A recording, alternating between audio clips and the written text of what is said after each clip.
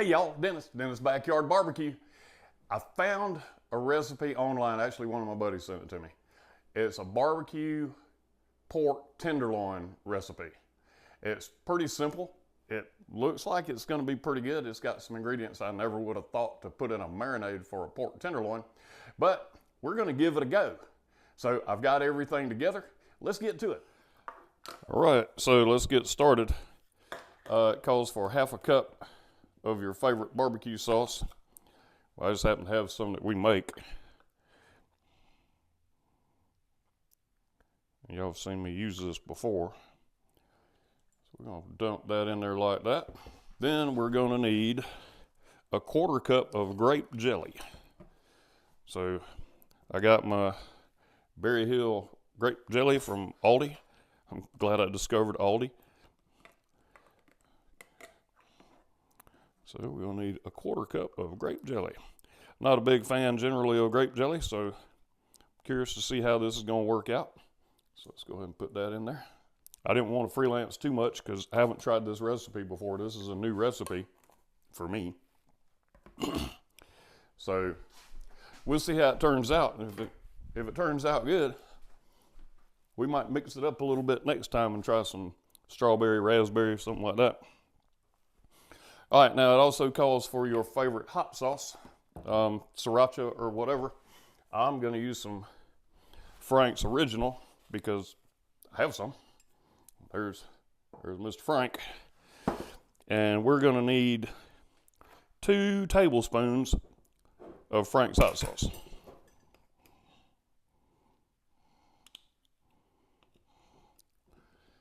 So let me get my lid squared away here. All right, so 2 tablespoons of Frank's.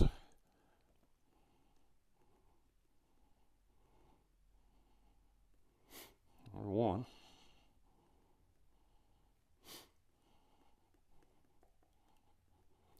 All right, and there's our 2 tablespoons of Frank's hot sauce. Now we need 2 tablespoons of Worcestershire sauce. So let's go ahead and get that. Kind of can't wait to see what this is going to taste like. All right, now we need 1 clove of minced garlic, which is about half of a teaspoon.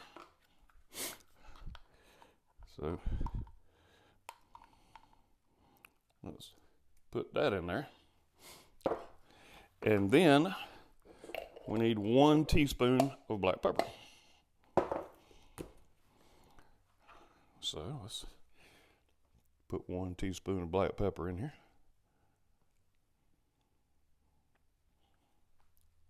And that'll work. Now we've got that done. Let me take my whisk and we want to mix it all up.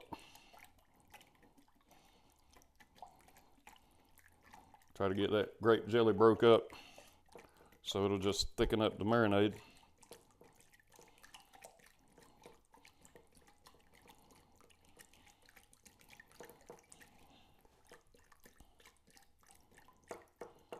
Smells good. Okay, so we got our marinade ready to go. Let me take a little taste.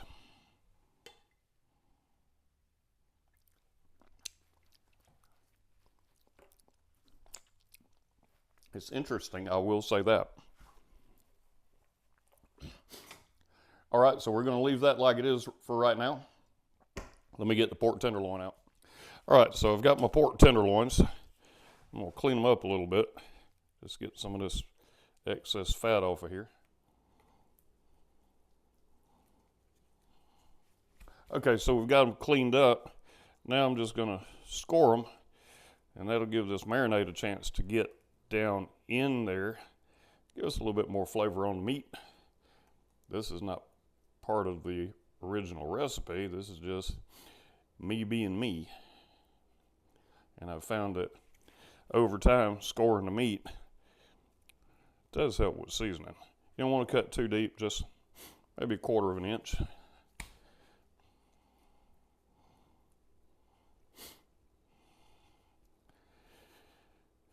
All right, so we got that. Now let's get us a big old Ziploc bag. and let's get it in marinade. All right, I've got a 1 gallon Ziploc bag. We put the tenderloins in there. And the recipe does call for 3 pounds. We got these from Costco, and basically it's a whole pork tenderloin that's been cut in half. That's how they come. So let me get this cutting board out of the way and we'll add the marinade. Okay, so this made, according to my Pyrex measuring cup, about 1 whole cup of marinade. And it says to pour half in.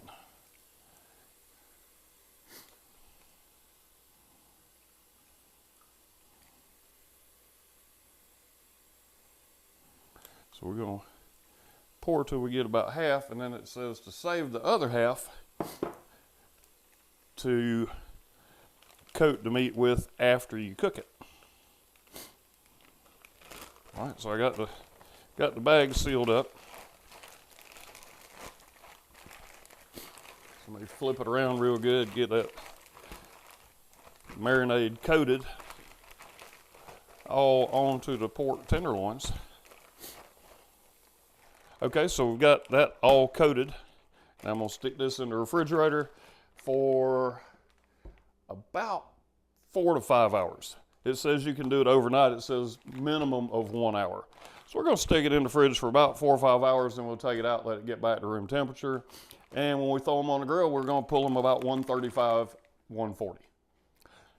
Okay, so I got them all coated up. We're gonna stick this in the refrigerator. But before we do that, we're gonna take, I got a Ziploc bag. We're gonna take the rest of our marinade that it tells us to save. And I'm gonna pour it into this Ziploc bag. And we'll put it in the refrigerator as well. And then we'll pour this over the top of the tenderloins when they get done. All right, so let's get all this stuff in the refrigerator. I'll clean up my mess, and I'll see y'all in about 4 hours. All right, I got my grill good and hot. We've had our pork tenderloins marinating for about 6 hours now. So I'm gonna throw them on here, put a quick sear on them. I'm gonna sear them all the way around. And then we'll remove them from direct heat and cook them. And like I said earlier, we'll pull them about 135, 140. I'm just gonna leave them for a couple of minutes aside, and then we'll flip them, see what they look like. Once I take them off, I've got the ThermoPro Temp Spike Pro that I'll stick in to the fattest one, and that way we'll know when we got to pull it. I don't really see any point in covering it up right now while I'm doing this. So let's see what we got going on.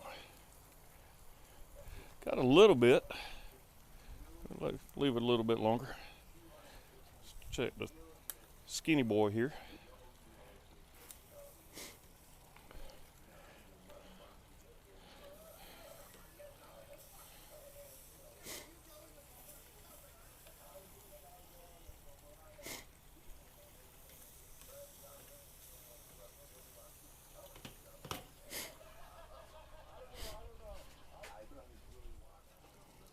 Let's flip them again. Oh yeah, that one looking nice. That one's a little warm. I believe I will use the tongs for that one.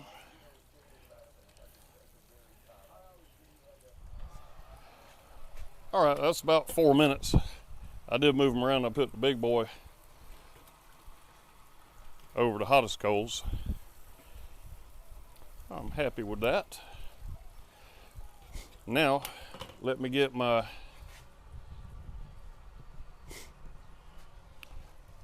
Temp Spike Pro going here. I'm going to shove it right in there like that.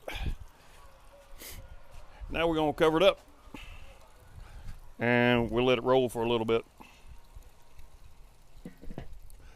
All right, we are at 135 internal, so I'm going to go ahead and pull this off. We're going to let them rest for about 5 minutes, and then we're going to give it a taste test.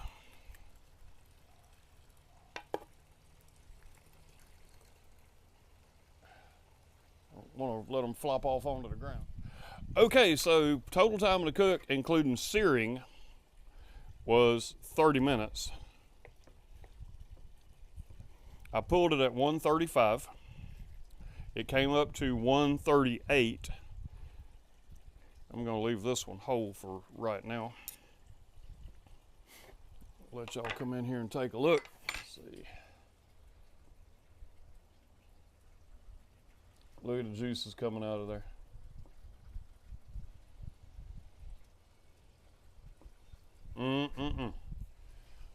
All right, you remember that little extra sauce that we had saved and set aside? This is not sauce that we used to cook because we didn't want to contaminate it. And instead of pouring it over the tenderloin, I'm going to use it as a dipping sauce. And I put just a little bit in that cup for just me. Well, first I'm going to take a taste without the sauce.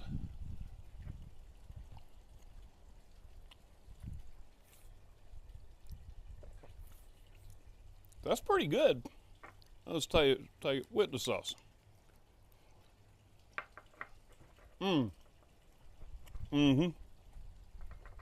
Definitely, I would say use it as a dipping sauce. Or let's tell you what, let's pour the rest of this across that piece. Generally, I would brush it on, but we'll sop that up. That is good. Now let's try it this way. Daggone flies like it, that's for sure.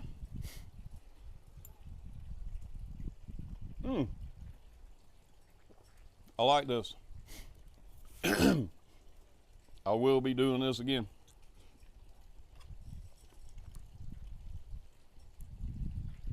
It was a 5-minute sear and then a 25-minute cook. And I had the vents wide open. After I finished searing it, I took the meat off the heat, put it to the cool side of the grill, and then I let it roll. All right, that was definitely a good recipe. It had some flavor from the marinade, but the real flavor kicked in once you either dip it or put it on there. I probably won't use it as a dipping sauce in retrospect after I poured it on there. But what I will do is pour it on there. I'll warm it up a little bit and pour it on there right before we slice it and serve it. But anyway, that does it for this video. I will put the whole recipe down in the description box. And also I'm gonna put a link to Amazon on there. If y'all click that link, anything you buy when you click that link, you are helping the channel. And until next time I see y'all at the grill, y'all keep on grilling.